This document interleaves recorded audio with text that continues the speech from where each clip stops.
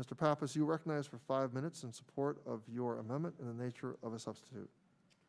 Thank you very much, Chairman Takano, and thank you for including this bill, H.R. 5245, as part of today's proceedings. It's the Stopping Harm and Implementing Enhanced Lead Time for Debts for Veterans Act, or SHIELD for Veterans Act. I proudly introduced this bill, along with my colleague, Congressman Max Rose, to fix some major problems directly affecting our veterans. Veterans are often surprised, badly surprised, when they receive letters saying they owe money to VA.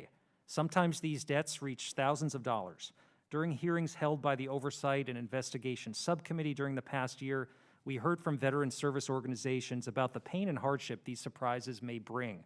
VA's debt collections can often be difficult to navigate and create a financial burden for veterans, many of whom rely on their earned benefits to make ends meet.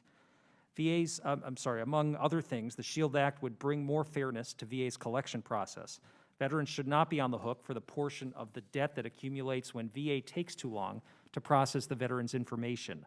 Additionally, the bill requires VA to provide adequate notice before beginning collection of an overpayment and prohibit VA from charging interest or administrative costs on benefit debts.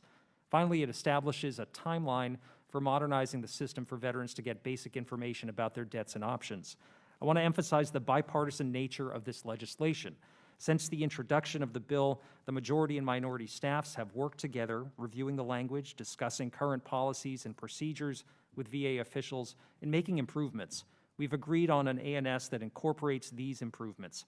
I'd like to thank Ranking Member Bergman and his staff for their work with our majority staff. Once again, we have shown that bipartisanship can result in stronger legislation.